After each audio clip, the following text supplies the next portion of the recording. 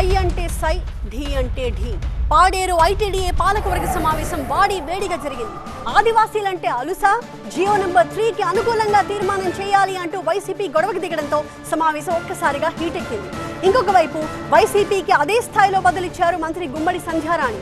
YCP నిర్లక్ష్యం వల్లే Jio number 3 లేకుండా పోయింది అంటూ ఫైర్ అయ్యారు.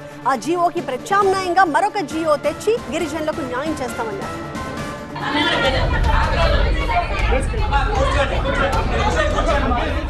33 నెలల తర్వాత జరిగిన పాడేరు ఐటీడీఏ పాలకవర్గ సమావేశం రసాభాసగా మారింది. మంత్రి గుమ్మడి సంధ్యారాణి వైసీపీ సభ్యుల మధ్య తీవ్ర వాగ్వాదం చోటు చేసుకుంది. జీవో నెంబర్ 3పై మంత్రిని నిలదీశారు వైసీపీ నేతలు. జీవో నెంబర్ 3కి అనుకూలంగా తీర్మానం చేయాలంటూ పాలకవర్గంలో పట్టుబట్టారు. గిరిజనుల ఉద్యోగాలు గిరిజనులకే దక్కాలని డిమాండ్ చేశారు.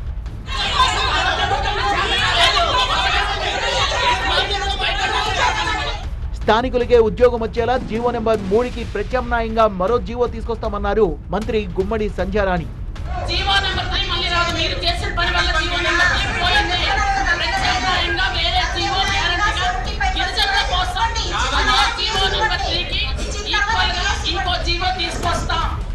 గుమ్మడి సంధ్యారాణిపై వైసీపీ సభ్యులు తీవ్ర ఆగ్రహం వ్యక్తం చేయడంతో పోలీసులు వారిని నిలువరించారు.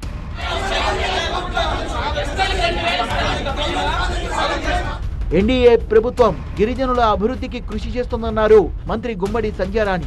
గిరిజన బజార్లు పెట్టడానికి 6 ఐటీడీఏలకి 6 కోట్లు శాంక్షన్ చేశాం.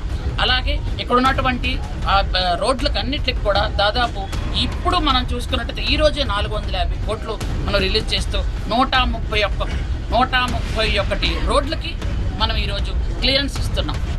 ప్రభుత్వం తీసుకొచ్చే కొత్త జీవో గిరిజనుల హక్కుల్ని హరించేలా ఉంటే మాత్రం మరో పోరాటం తప్పదంటున్నారు వైసీపీ నేతలు.